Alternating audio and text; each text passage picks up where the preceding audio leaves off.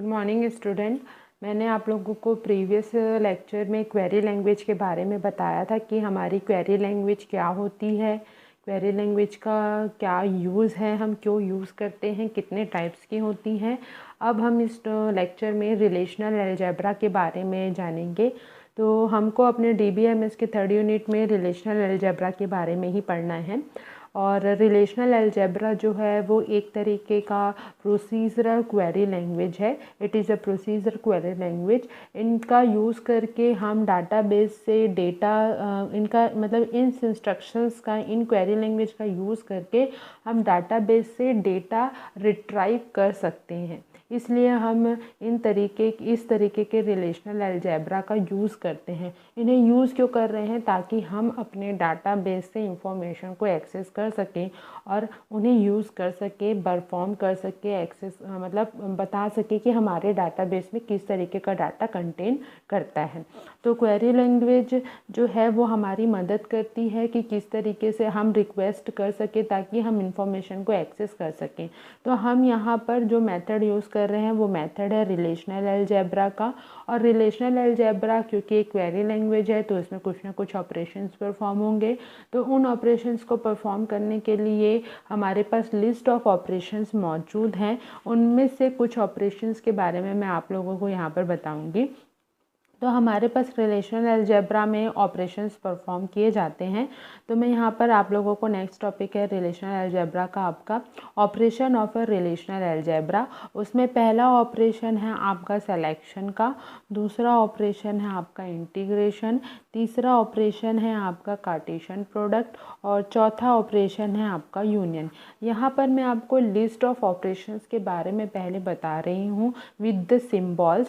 Selection operation जब हमको use करना है तो क्वेरी लिखते समय हमें इस सिंबल का यूज़ करना होगा, है ना। सिग्मा सिंबल है ये। तो क्योंकि ये अलजेब्रा है तो हमारे पास अलजेब्रा है, इट मीन्स ये मैथमेटिकल सिंबल पर पर डिपेंड होगा और हमको उसी तरीके के सिंबल का यूज़ करके क्वेरी जनरेट करनी होगी। जहाँ पर भी हम सिग्मा सिंबल देखेंगे उसका मीन्स है हम सिलेक्शन क्वेरी का यूज़ कर रहे हैं। जहाँ पर हम पाई का सिंबल यूज़ करेंगे इस मीन्स हम इंटीग्रेशन का यूज़ कर रहे हैं। जहाँ पर हम क्रॉस मतलब एक्स का यूज़ करेंगे इट मीन्स हम कार्टेशियन प्रोडक्ट परफॉर्म कर रहे हैं। जहाँ पर हम यू मतलब यूनियन सिंबल आप लोग जानते ही होंगे, जहाँ पर हम यूनियन सिंबल का यूज़ कर रहे हैं, यू सिंबल का यूज़ कर रहे हैं, इट मीन्स हम उस डाटाबेस को पर यूनियन ऑपरेशन परफॉर्म कर रहे हैं। इसी तरह आपका नेक्स्ट ऑपरेशन है पांचवा, आपका ऑपरेशन है सेट डिफरेंस का। होप करती हूँ आप लोगों को समझ में आ रहा होगा और आप लोग अलजेब्रा से थोड़ा बहुत तो जानकारी आप लोग को अलजेब्रा की होगी ही। तो उन्हीं अलजेब्रा के ऑपरेशंस को हमको अपने डाटाबेस पर परफॉर्म करना है और वो भी जब इस अलजेब्रा ऑपरेशंस को हम बाय द रिलेशन परफॉर्म करते हैं तो वो रिलेशनल अलजेब्रा हो जाता है।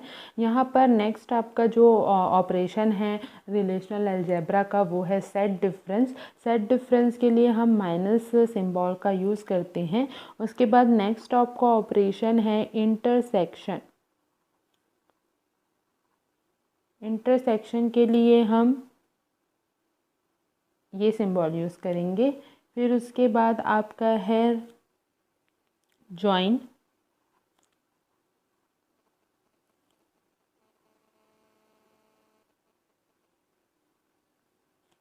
देन उसके बाद आपका है जॉइन का ही एक टाइप है नेचुरल जॉइन।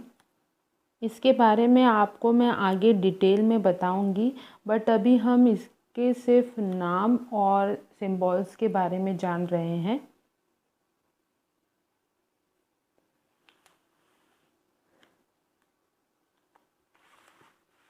इसके बाद नेक्स्ट है आप लोगों का left outer join.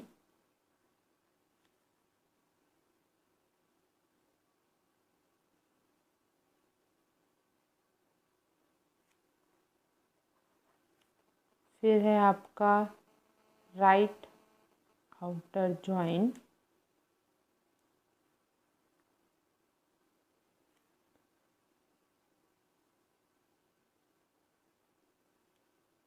Then next है आपका फुल आउटर जॉइन।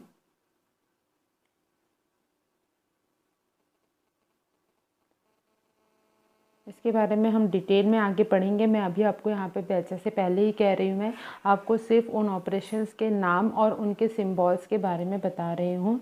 देन है आपका, उसके बाद है आपका डिवीज़न।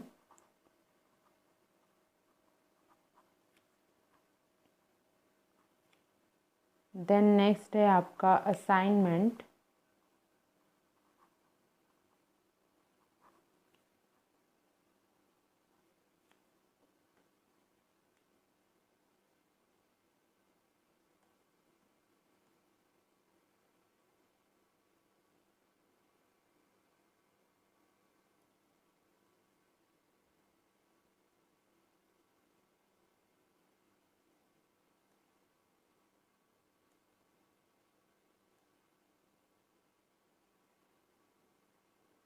और फिर 14th है आपका रीनेम।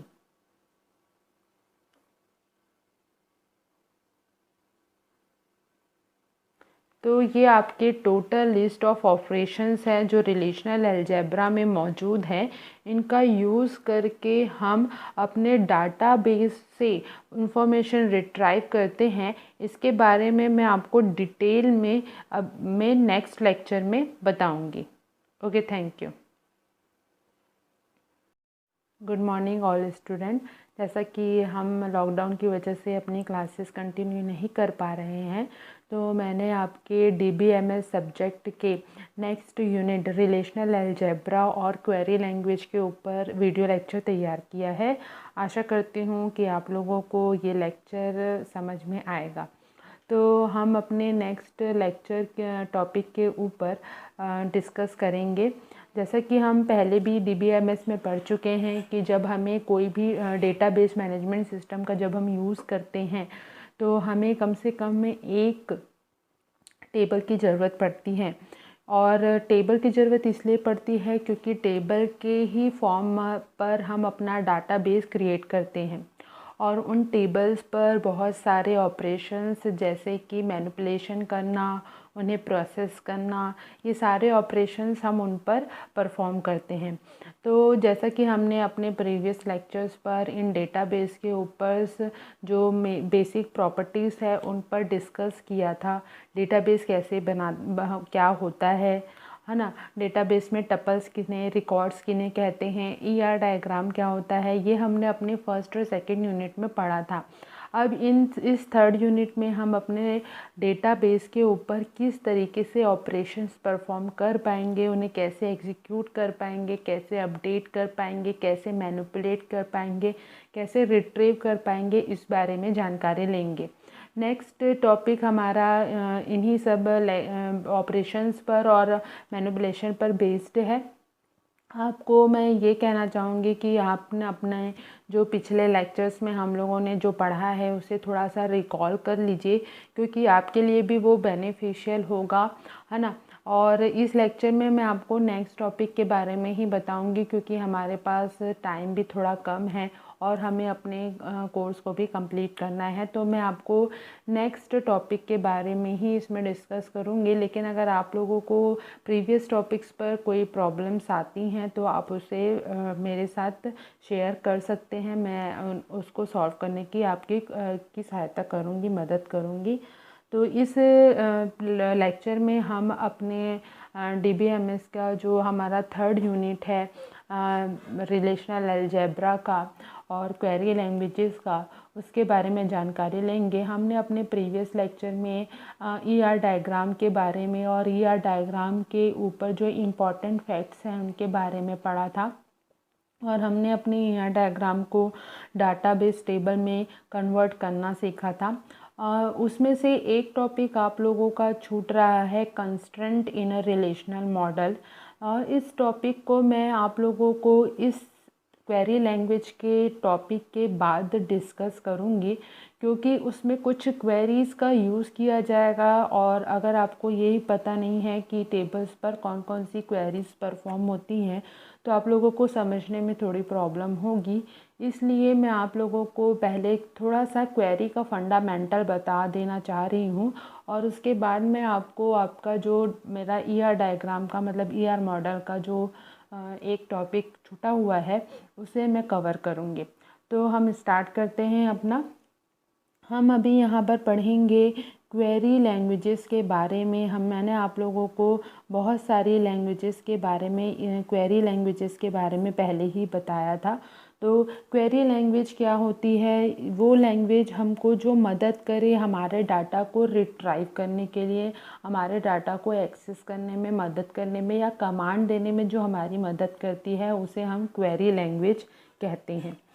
और क्वेरी लैंग्वेज का यूज़ करके ही हम अपने डाटाबेस पर जो डाटाबेस हम जिस भी सॉफ्टवेयर्स के थ्रू क्रिएट कर रहे हैं उनके थ्रू हम उन्हें मैनिपुलेट कर पाते हैं। तो अगर मैं एक क्वेरी की नॉर्मल डेफिनेशन अगर आप लोगों को बताऊं तो क्वेरी होता है query is a statement requiring the relational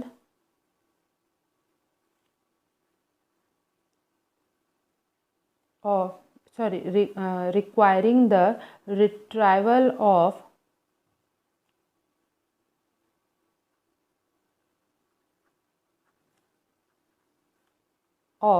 information. A query is a statement requiring the retrieval of information। जो हमारे डाटाबेस को जो डाटाबेस हमने बना के रखा है, जो डाटाबेस हमने क्रिएट किया हुआ है, रखा हुआ है, इस क्वेरी की मदद से हम उसको रिट्राइव कर सकते हैं। रिट्राइव कर सकते हैं मतलब उस जगह से एक्सेस कर सकते हैं जहाँ पर ये इंफॉर्मेशन और ऑब्वियस सी बात है अगर हम डाटाबेस का यूज़ कर रहे हैं तो हम इंफॉर्मेशन ही क्रिएट कर रहे हैं तो उन्हें रिट्राइव कर सकें, उन्हें एक्सेस कर सकें, उन्हें यूज़ कर सकें। तो क्वेरी लैंग्वेजेस जो होती हैं वो हमको ये फैसिलिटी प्रोवाइड करती हैं। हमारी क्वेरी लैंग्वेजेस जो हैं वो दो टाइप्स में डिवाइड होती हैं और इनका यूज़ करके हम रिक्वेस्ट कर पाते हैं डाटाबेस से कि ताकि हम डाटा को एक्सेस कर सकें। तो क्वेरी ये जो मैंने आपको डेफिनेशन बताई है ये क्वेरी की डेफिनेशन है। A query is a statement requiring the retrieval of the information. और क्वेरी लैंग्वेजेस का क्या मतलब, क्वेरी लैंग्वेजेस को किस तरीके से हम डिफ़ाइन कर सकते हैं ये मैं आप लोगों को बता रही हूँ। Query language is a language in which user request information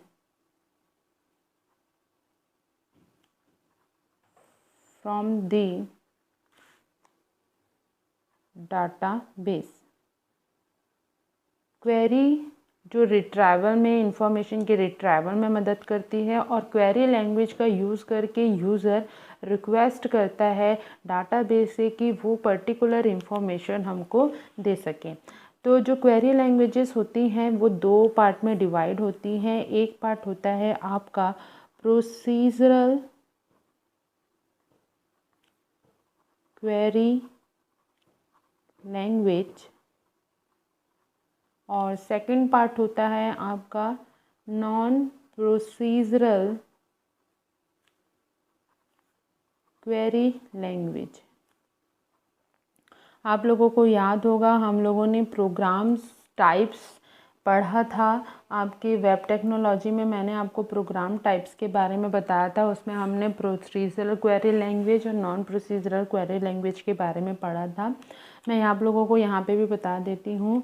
procedural query language का मतलब ये होता है जिस चीज़ को हम सीक्वेंस फॉर्म में, मतलब अपने जब हम इस टाइप के क्वेरी लैंग्वेज का यूज़ करते हैं तो हम अपने सारी चीज़ों को एक सीक्वेंस में लिखते हैं, एक स्टेप टू स्टेप परफॉर्म करते हैं, इंस्ट्रक्शन कमांड देते जाते हैं उस प्रोग्राम में, उस कोड में, ताकि हम अपने सारे कोड को और प्रोग्राम को पहले से ही डिफ़ाइन कर देते हैं, बता देते हैं, कमांड के थ्रू दे देते हैं, कंप्लीट इंस्ट्रक्शन दे देते हैं। उसे कहा जाता है प्रोसीजरल क्वेरी लैंग्वेज। और सेकेंड वन है आपका नॉन प्रोसीजरल क्वेरी लैंग्वेज। तो नॉन प्रोसीजरल क्वेरी लैंग्वेज में हमको सारी स्टेप्स और सारे इंस्ट्रक्शंस पहले से देने की ज़रूरत नहीं होती है, उन्हें हम नॉन प्रोसीजरल क्वेरी लैंग्वेज कहते हैं। तो प्रोसीजरल क्वेरी लैंग्वेज की डेफिनेशन होगी, the user instruct the system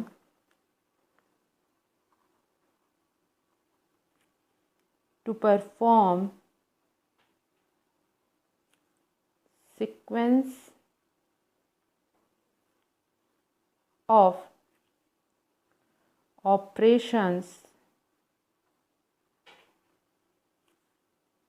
on the database to compute the desired result। मतलब हम इसमें सारे सीक्वेंस में अपने ऑपरेशंस को, जैसे मैंने पहले ही कहा, हम अपने पूरे स्टेप्स में इस पूरे स्टेप्स में अपने सारे कमांड और इंस्ट्रक्शंस को सीक्वेंस में लिख देते हैं, सारी चीज़ें डिफ़ाइन कर देते हैं। और सेकंड है आपका नॉन प्रोसीजरल प्रोग्रामिंग लैंग्वेज या नॉन प्रोसीजरल क्वेरी लैंग्वेज। इसमें हम अपने स्टेप्स, ये ज़रूरी नहीं होता है यूज़र को कि वो अपने पूरे इंस्ट्रक्शंस को एक ही बार में कंप्लीट करें। इसकी डेफिनेशन है, the user describes the desired information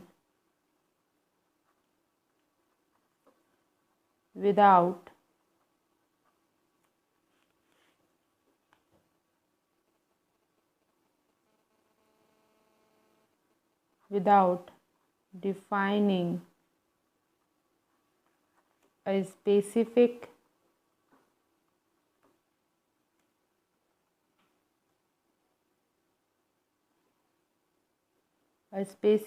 procedure for obtaining that information।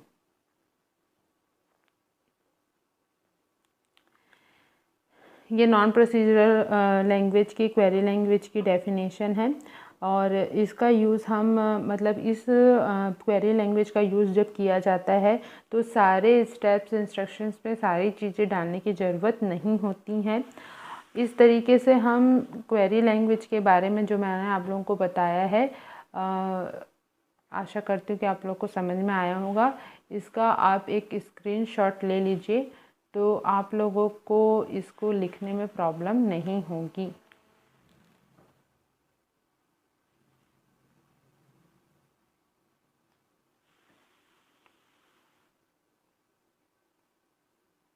Okay, thank you.